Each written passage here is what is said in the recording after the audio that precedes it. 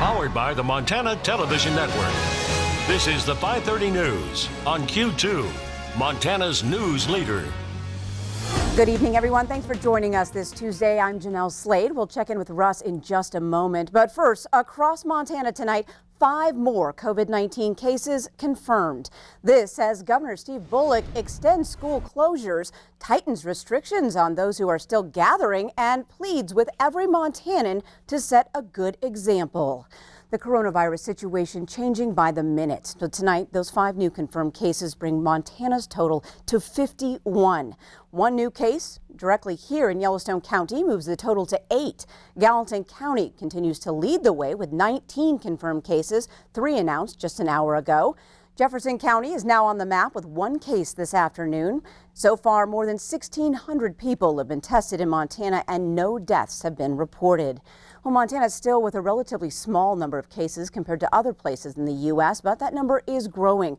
Governor Steve Bullock taking more action today. Russ Riesinger listened in on Governor Bullock's news conference this afternoon as he took more steps to keep us all safe. Russ.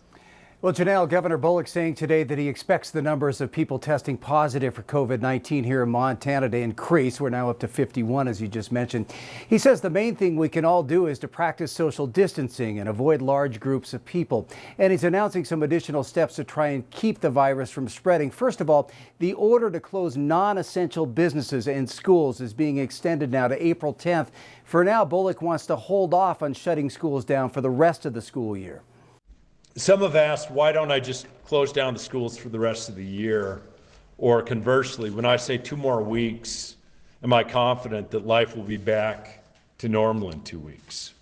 I don't think it would be wise or serve the best interests of Montanans at this time to make decisions that'll have finality for what Montana might look like 8 or 10 weeks down the road.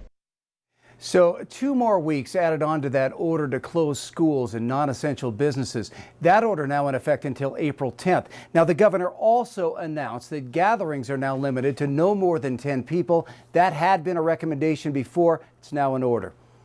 For every person who stays at home or avoids large crowds, the better our chances to fight this virus and protect our frontline healthcare workers and emergency responders. The governor also talked about preparations being made. They're taking a look at how some patients could be transferred home to free up hospital beds if needed. He also said that more supplies are on the way, including 50,000 masks and 4,000 swab tests. The main thing he continues to stress is that we need to take this seriously. He says that the actions that we take today will make a difference in lessening the spread here in Montana. Jeanelle? All right. Thanks so much, Russ. Well, shortly after Governor Bullock addressed Montana, we checked in with School District 2 Superintendent Greg Upham to get his thoughts on the extension of school closures and the next steps for Billings. You know, the biggest question was, is the closure going to be extended? Yes, the closure's been extended. You know, now the question is, what do you think about the end of school? I don't know. I appreciate what the governor's doing. He's taking this in 2-week increments. The closure through April 10th follows John Felton's directive for Yellowstone County. I'm supportive of that. Being consistent is critical with that. But I think it's just we're still watch and wait, but we are preparing and having conversations about if this closure would extend through the rest of the school year. School District 2 continues to provide breakfast and lunch service at 4 locations and 5 mobile food trailers. So far, the district has served more than 9,000 meals. If you call 911 here in Yellowstone County, there are some new questions you must answer, along with the location and type of emergency. Dispatchers and first responders will also ask if the patient is experiencing flu-like symptoms. Now, Billings Fire Chief Bill Rash says although the question is generic, it helps responders avoid COVID-19 exposure. Chief Rash also says callers could be placed on hold because dispatchers are trying to prioritize emergencies. Now, there are already 8 cases of positive coronavirus here in Yellowstone County, at least 2 of whom are healthcare workers. If you have been laid off due to coronavirus, uncertainty unemployment benefits because of coronavirus uncertainty, unemployment benefits are on the way. That's the latest from the Department of Labor. High demand overloaded the state website, but as Q2's Andrea Lutz reports, not for long. Montanans trying to file for unemployment were met with worry and frustration as they got to the site and found out that it was down because of heavy traffic. Well, now those with the Department of Labor say that they've been feverishly working to get the site back up and running. So we've had unprecedented numbers, as you know. Brenda Nordlund with the Montana Department of Labor and Industry says over 13,000 claim filings started to overload the website last week. This as restaurants and businesses all across Montana closed their doors to prevent the spread of the coronavirus. Completely unprecedented. Thousands of workers now out of a job for the foreseeable future. And because of that, MontanaWorks.gov was overloaded and overwhelmed by a capacity it's never seen before. We put all of our resources that we could into stabilizing MontanaWorks.gov. Those filings were met with a slow and sometimes unresponsive web page. But that being said, so a lot of folks got pushed through, even though they did encounter intermittent, recurring, and frustrating interruptions in service. Nordlund says a team worked for 36 hours straight to strengthen the site. And on Sunday and Monday alone, 12,000 requests for payment were pushed through. I can't imagine how many are feeling and how frightened they may be. But please know that the UI team and the Department of Labor will bend over backwards to try and serve your needs. Nordlund says even if you still get on the site and you find that it's slow, not to worry, because they'll backdate your claim to ensure that you still get paid. In Billings, Andrea Lutz, MTN News. All right, thanks so much, Andrea. Well, just last week, Montana implemented emergency rules to make unemployment benefits accessible to workers laid off due to COVID-19. The state also waived the 1-week waiting period to receive those benefits. Well, as many as 50 food and beverage business owners and managers checked in with Yellowstone County Public Health Officer John Felton this afternoon. That call hosted by the Billings Chamber of Commerce, and the big topic, how long will the countywide closure remain in effect? Q2's Jay Cohn was able to listen in and joins us now from his home office. Jay.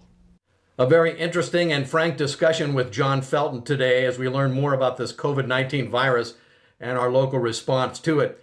Felton stressed that deciding to close down all the bars, restaurants, and casinos in Yellowstone County was among the toughest decisions he's ever made in decades in the field of public health.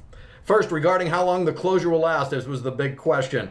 Well, some of those on the call today worried that the closure would be lifted too soon. Right now, it's in effect through April 10th. The owner of the pub station said he's in the business of people gathering, and he's concerned if it gets lifted too soon that we'll be right back to square one. The owner of the Montana Club said he was frustrated over the fact that each city and county seem to be implementing their own closure orders, different time frames. Felton said he understood the frustration, but said public health officers like himself represent just one county. There was also concern about the spacing involved with social distancing, the capacity size. Owners were wondering, would their capacity size be impacted down the road, perhaps permanently? Felton said, well, at least for the time being, when the pandemic starts to get over and we get back to some form of normalcy, social distancing is still going to have to be the norm. So he felt capacity size for the time being would be condensed.